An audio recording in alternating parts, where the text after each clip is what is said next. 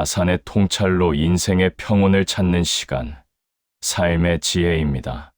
혹시 자식들이 집에 다녀가고 나서 거실에 홀로 앉아 이런 생각 들지 않으셨나요? 얘가 누굴 위해 이렇게 평생을 바쳤나?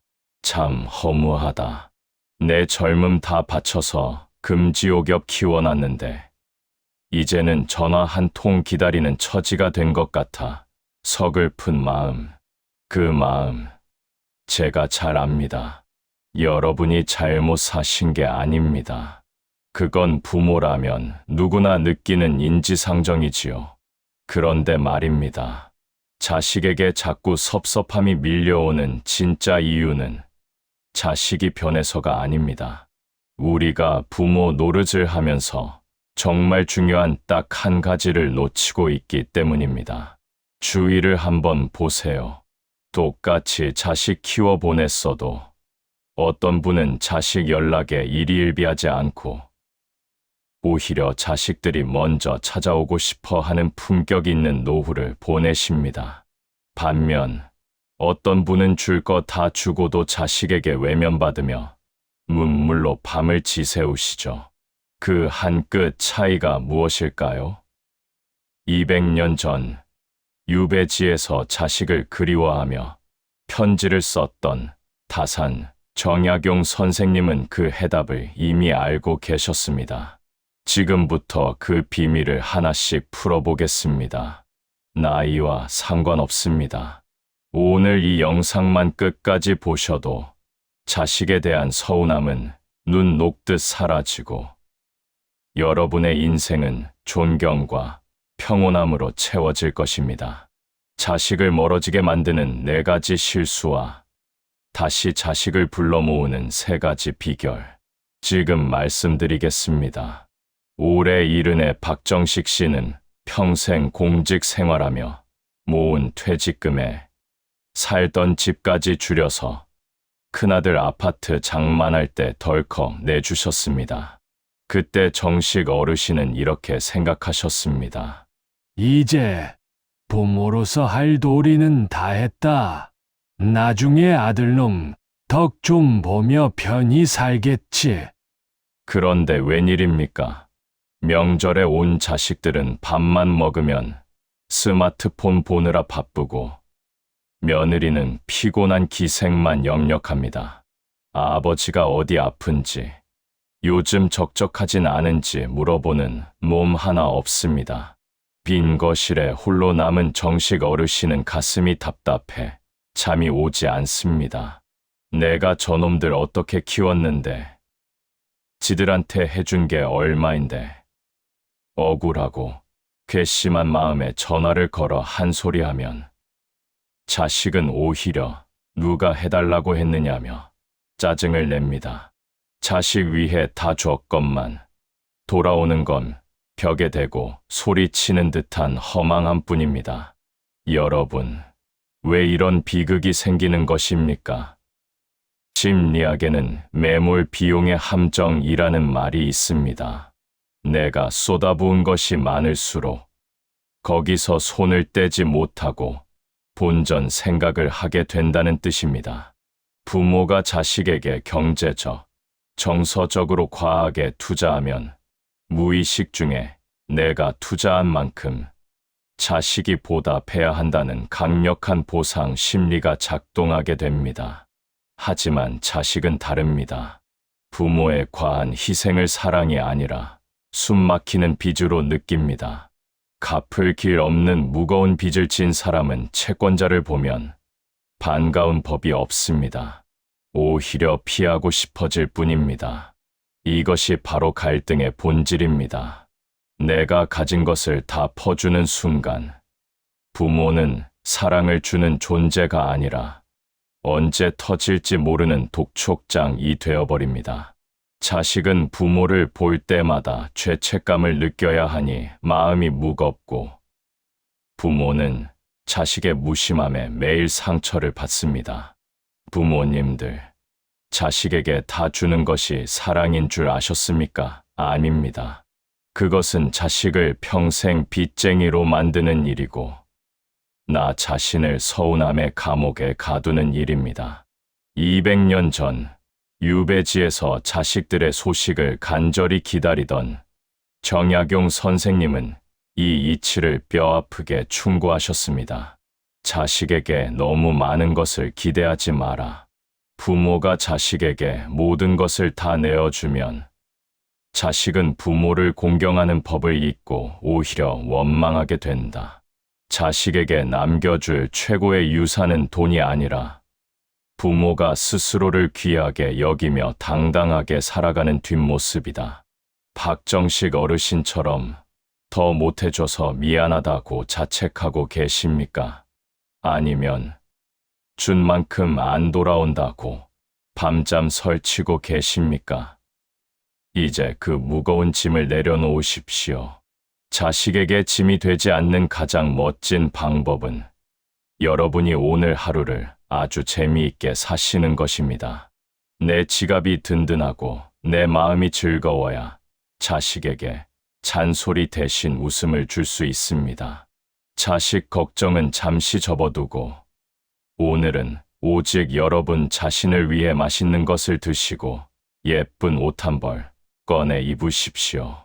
그것이 바로 자식을 다시 기쁘게 불러 모으는 최고의 비결입니다.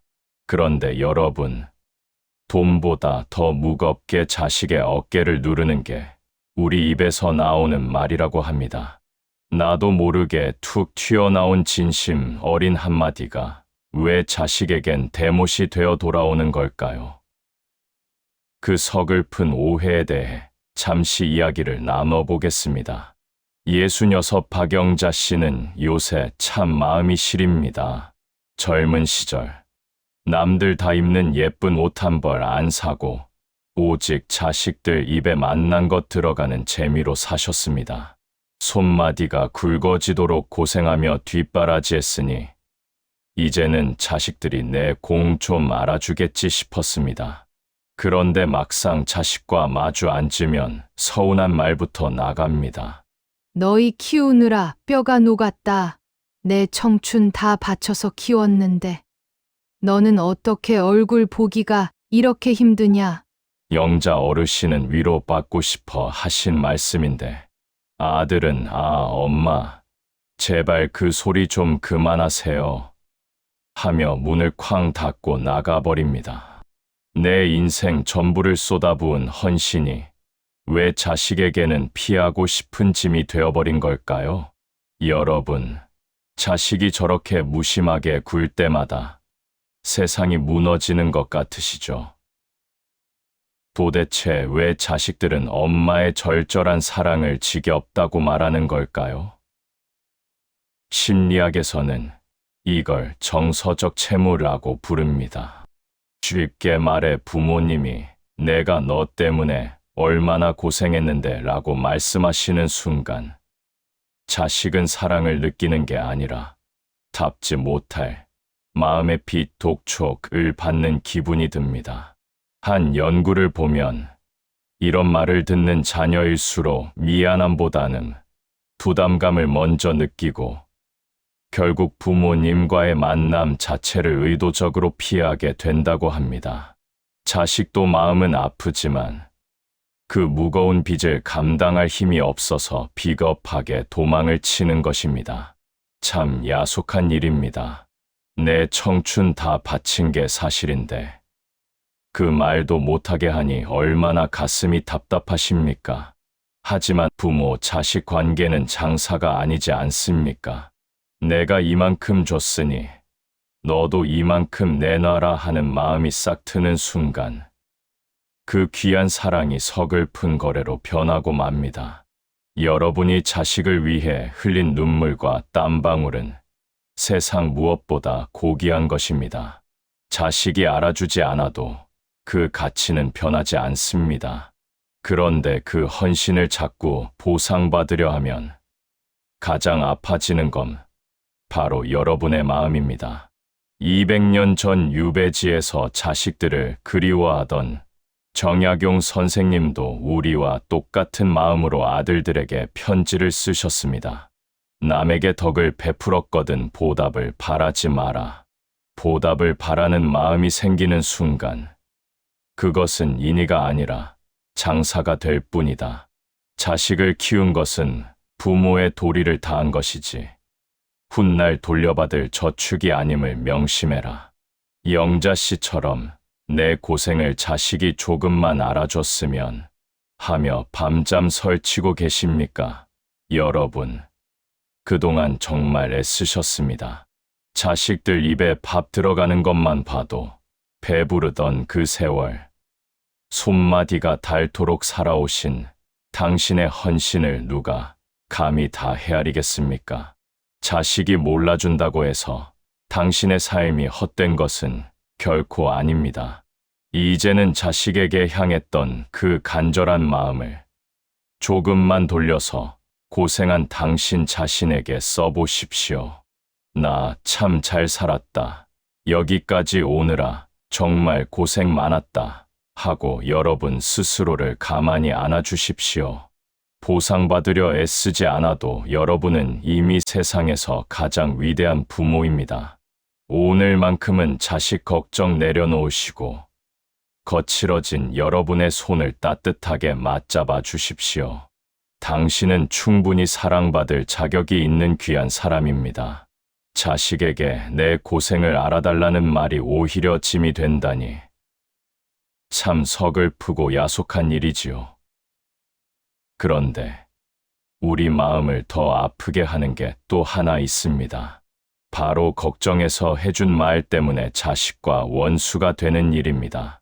칠순의 이철수 씨는 명절에 아들 내외를 만나면 마음이 바빠집니다.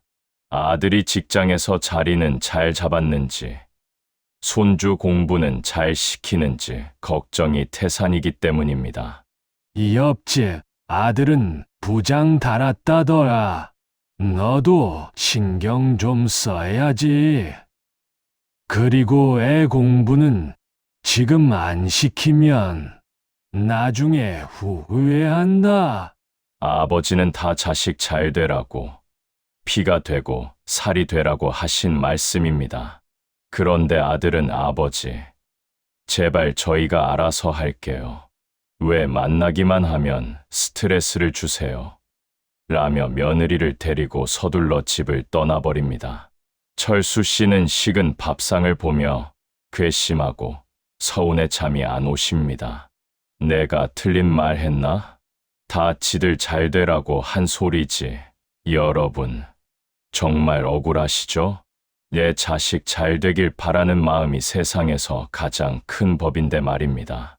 그런데 왜 자식들은 그 귀한 조언을 싫어할까요? 뇌과학적으로 보면 놀라운 이유가 있습니다. 사람이 원하지 않는 조언을 들으면 우리 뇌는 그것을 도움으로 받아들이는 게 아니라 나를 무시하는 공격으로 받아들인다고 합니다. 부모님이 좋은 뜻으로 하신 말씀도 자식의 뇌에서는 너는 아직 부족해, 너는 틀렸어 라는 비판으로 들리는 것입니다. 그래서 자기도 모르게 방어 기제가 발동해 짜증부터 내게 되는 것이죠. 이것이 우리 부모님들이 가장 많이 하시는 실수입니다. 부모님 눈에는 40, 50이 된 자식도 물가에 내놓은 어린애처럼 보이지요. 하지만 자식은 이제 자기 인생을 스스로 꾸려가는 엄연한 성인입니다. 묻지도 않았는데 먼저 답을 주시는 것은 자식에게 나는 너를 믿지 못한다는 메시지를 주는 것과 같습니다. 어르신의 권위는 입을 열어 가르칠 때가 아니라 묵묵히 믿고 기다려줄 때 비로소 완성되는 것입니다. 정약용 선생님은 스스로를 다스리는 근신의 지혜를 이렇게 가르치셨습니다. 말을 아끼고 삼가는 것보다 더 큰 덕은 없다. 어른의 무게는 입을 열어 가르치는 데서 오는 것이 아니라 침묵 속에서 상대의 마음을 헤아리는 데서 온다. 자식이 먼저 묻기 전에는 가르치려 들지 마라. 그것이 자식의 앞길을 진정으로 열어주는 길이다. 자식 걱정에 입이 근질근질하고 가슴이 답답하셔도 딱 3초만 참아보십시오. 자식에게 이래라 저래라 하고 싶을 때 그 말을 꾹 삼키고 대신 애썼다. 고생 많지. 라는 따뜻한 한마디만 건네보십시오. 여러분의 조언이 없어도 자식은 이미 세상을 치열하게 살아내고 있습니다. 그 힘겨운 싸움을 묵묵히 지켜봐 주고 믿어주는 것. 그것이 바로 큰 어른이 줄 수 있는 가장 깊은 사랑입니다. 입을 닫으면 비로소 자식의 진짜 웃음소리가 들리기 시작할 것입니다.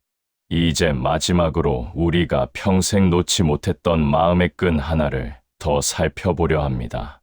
자식을 내 몸처럼 아끼는 그 지극한 사랑이 왜 때로는 자식의 숨을 막히게 하는 걸까요?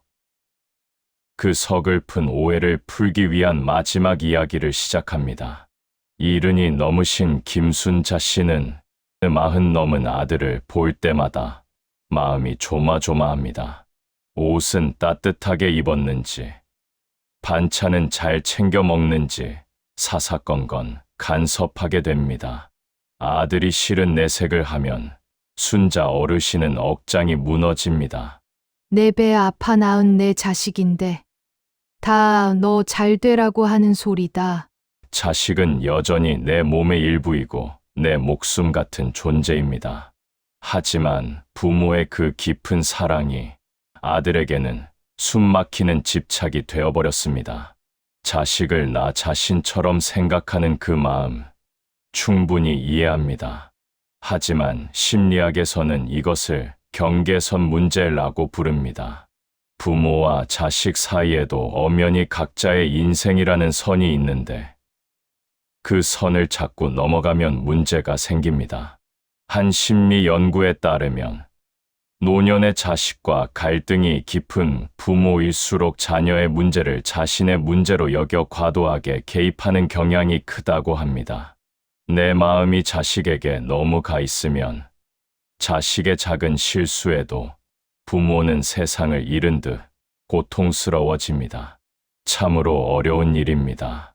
내 몸 빌려 세상에 나온 자식을 어떻게 남처럼 대할 수 있겠습니까? 하지만 자식은 내 꿈을 대신 이뤄줄 대리인이 아닙니다. 자식은 잠시 우리 곁에 머물다 가는 귀한 손님일 뿐입니다. 집에 온 귀한 손님에게 이거 입어라, 저거 먹어라 강요하지 않으시지요. 자식도 똑같습니다. 적당한 거리를 두고 존중해야 비로소 부모의 온기가 따뜻하게 느껴지는 법입니다. 정약용 선생님은 가족 사이에도 지켜야 할 예절이 있다고 강조하셨습니다. 가족이라도 예의가 없으면 남보다 못한 원수가 된다. 가까운 사이일수록 서로를 독립된 인격체로 대하라. 자식을 나에게서 기꺼이 분리하는 것이 진정한 부모의 도리다. 이제 자식 인생의 짐을 조금 내려놓으셔도 됩니다. 자식은 이미 자기 세상을 훌륭하게 살아내고 있습니다. 자식 걱정하느라 여러분의 귀한 오늘을 눈물로 보내지 마십시오. 이제는 자식 뒷바라지 대신 여러분 자신을 뒷바라지 하십시오. 거리가 조금 생겨야 비로소 그리움도 생기고 자식도 부모의 소중함을 깨닫게 됩니다. 여러분은 그저 묵묵히 그 자리에서 환하게 웃어주시면 됩니다. 그것이 가장 큰 사랑입니다. 지금까지 자식과 멀어지게 만들었던 마음, 아픈 습관들을 함께 살펴보았습니다. 듣다 보니 내 이야기 같아 마음이 무거워지셨나요? 너무 자책하지 마십시오. 우리 부모님들이 나빠서가 아니라 사랑하는 마음이 너무 커서 서툴렀을 뿐입니다. 이제부터는 정약용 선생님의 지혜를 빌려 자식이 스스로 여러분을 찾아오게 만드는 마법 같은 비결들을 하나씩 알려드리겠습니다. 딸만 보면 애틋한 마음이 들다가도 막상 전화기만 붙잡으면 목소리가 커지는 아버님이 계셨습니다. 밥은 먹었냐? 잠은 잘 자냐는 걱정이 결국 너는 왜 연락을 안 하냐는 타박으로 끝나버리곤 했지요. 늘 서먹했던 이 아버님이 어느 날 큰 마음 먹고 딸에게 문자 한 통을 보냈습니다. 딸아, 어제 목소리 들으니 반갑더라. 고생이 많지. 언제나 널 응원한다. 아주 짧은 글이었지만 딸은 그 문자를 보고 펑펑 울었다고 합니다. 얼굴 보고는 참아 못했던 진심이 글 한 줄에 고스란히 담겨 전해진 것입니다. 왜 말보다 글이 더 힘이 셀까요? 심리학 연구에 따르면 사람은 조언을 말로 들을 때보다 글로 읽을 때 거부감이 40%나 줄어든다고 합니다. 입 밖으로 나오는 말은 표정이나 말투 때문에 감정이 섞이기 쉽지만 글은 눈으로 천천히 읽기 때문에 뇌가 훨씬 차분하게 받아들입니다. 글을 쓰는 동안 부모는 스스로 감정을 가라앉히게 되고 자식은 부모의 잔소리가 아닌 진심에만 집중하게 되는 것입니다. 자식과 자꾸 부딪힌다면 이제 입을 닫고 펜을 들어야 할 때입니다. 말은 뱉는 순간 공중으로 흩어지지만 글은 자식의 휴대전화 속에 그리고 마음속에 오래도록 남습니다. 서투른 말투나 화난 표정 대신 정갈하게 적힌 글 한 줄이 자식의 마음을 훨씬 더 깊게 파고듭니다. 멋진 문장이 아니어도 괜찮습니다. 투박해도 진심이 담긴 글이 100마디 말보다 낫습니다. 정약용 선생님은 유배지라는 머나먼 곳에서 아들들과 소통하는 법을 누구보다 잘 알고 계셨습니다. 다사는 아들에게 보낸 편지에서 이렇게 적으셨습니다. 말은 바람처럼 흩어지기 쉬우나 글은 뼈에 새겨지는 법이다. 부모가 감정을 씻지 않고 정성껏 쓴 글 한 줄은 자식의 평생 지침이 된다. 직접 얼굴을 마주하고 다투기보다 글을 통해 너의 진심을 먼저 갈고 닦아라. 자식에게 전화해서 너 왜 그러니? 라고 따지고 싶을 때 잠시만 숨을 고르십시오. 그리고 문자 메시지나 종이 위에 딱 3문장만 적어 보십시오. 너를 믿는다. 고생이 많구나. 언제나 고맙다. 이 짧은 글귀가 여러분과 자식 사이에 꽁꽁 얼어붙은 담장을 녹여줄 것입니다. 어른의 품격은 유창한 말씨가 아니라 자식의 마음을 조용히 다독여주는 정성 어린 글 한 줄에서 나옵니다. 그런데 글보다 더 강력하게 자식을 불러 모으는 자석이 있습니다. 바로 부모님의 밝은 얼굴입니다. 자식만 바라보던 시선을 나 자신에게 돌릴 때 신기하게도 자식이 먼저 연락해 오는 마법이 일어납니다. 대체 어떻게 해야 자식 눈에 매력적인 부모가 될 수 있을까요? 자식 전화만 오매불만 기다리던 한 어머니가 계셨습니다. 벨 소리만 울리면 반갑게 받으셨지만 정작 통화는 언제 오니? 너희는 왜 이렇게 바쁘니? 하는 원망으로 끝나기 일쑤였지요. 그러던 어느 날, 이 어머니가 친구들과 서예를 배우고 등산을 다니기 시작하셨습니다. 본인의 삶이 즐거워지니 얼굴색이 환해졌고, 신기하게도 자식들이 먼저 전화를 걸어오기 시작했습니다. 엄마, 요즘 뭐 하길래 그렇게 바빠? 얼굴 좋아 보이네. 자식을 쫓아갈 때는 멀어지더니. 얘가 즐겁게 사니까 자식이 먼저 다가온 것입니다. 왜 부모님이 잘 놀아야 자식이 좋아할까요? 심리학에서는 이것을 자율성의 힘이라고 합니다. 부모님이 자식만 바라보고 살면 자식은 큰 죄책감을 느낍니다. 나 때문에 엄마가 인생이 없구나 하는 무거운 마음이 부모를 피하게 만드는 것이죠. 반면 부모님이 자기 삶을 즐기면 자식은 안도감을 느낍니다. 부모님이 행복해 보여야 자식도 비로소 마음 편히 자기 인생을 살 수 있고 그런 활기찬 부모님 곁에 더 머물고 싶어 하는 것입니다. 이것이 바로 노년의 반전입니다. 자식 뒷바라지는 이제 졸업하셔도 됩니다. 자식에게 쏟던 정성을 이제는 오직 나 자신을 위해 쓰십시오.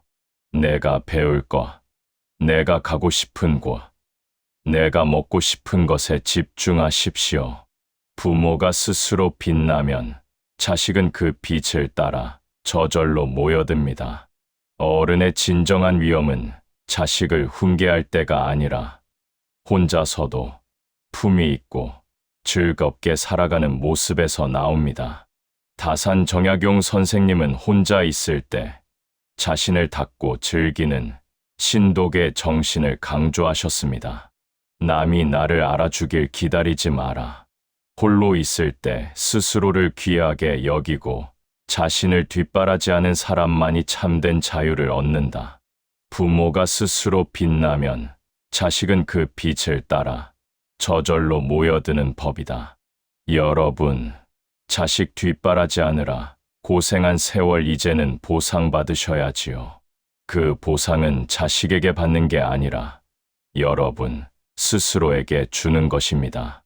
오늘부터는 자식 전화 기다리지 마시고 보고 싶던 친구에게 먼저 전화해 보세요.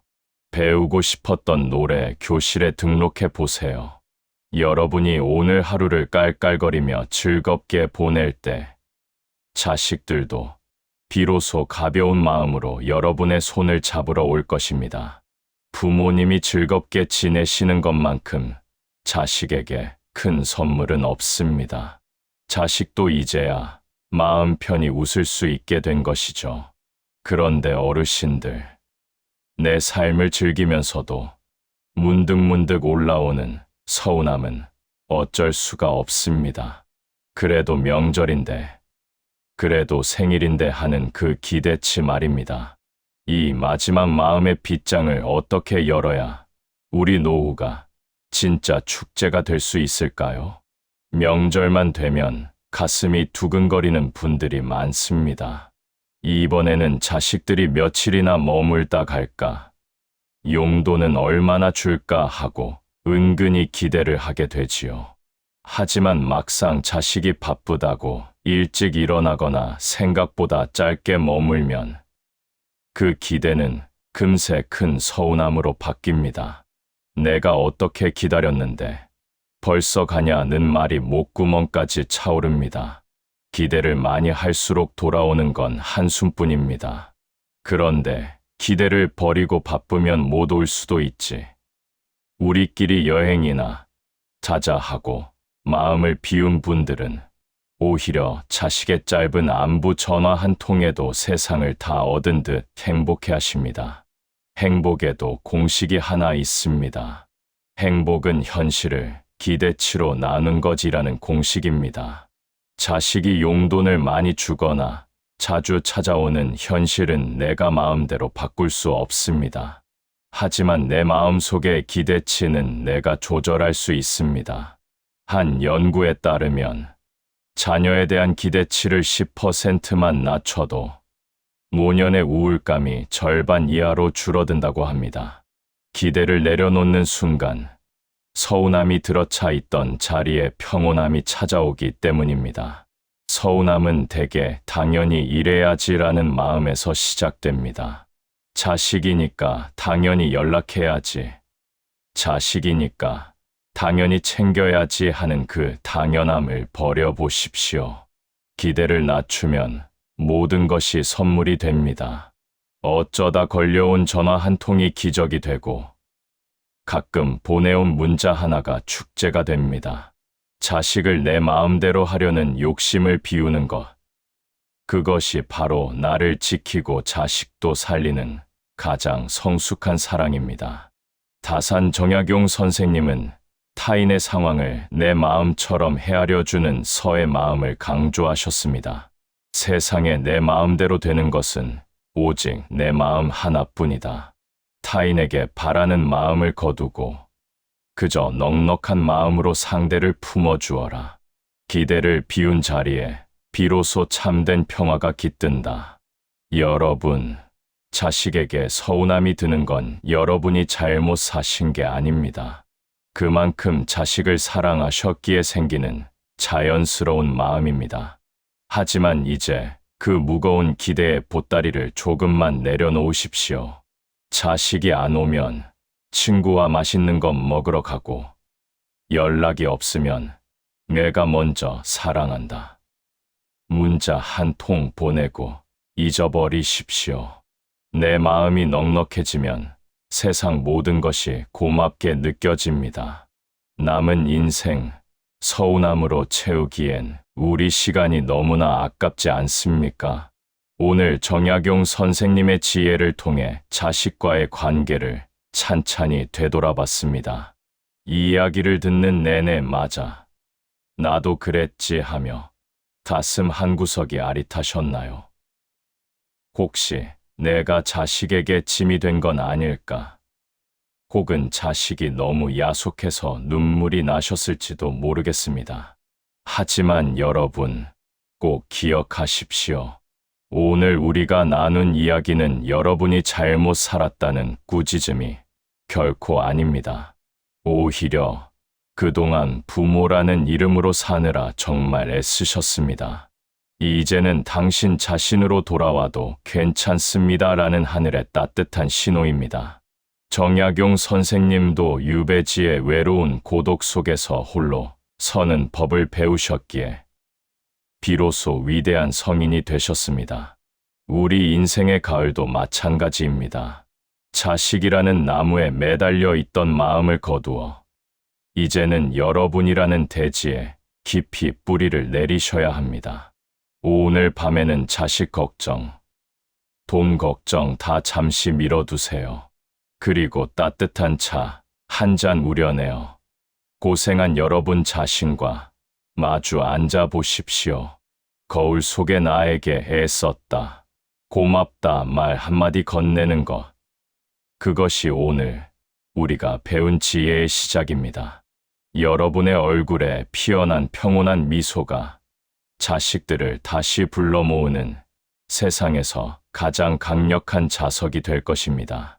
오늘 이야기가 마음의 짐을 조금이라도 덜어드렸다면 구독과 좋아요로 함께 해주세요. 여러분의 평안하고 품격 있는 노후를 제가 진심을 다해 응원하겠습니다. 오늘도 평안하고 고운 하루 되십시오. 긴 시간 함께 해주셔서 진심으로 감사합니다.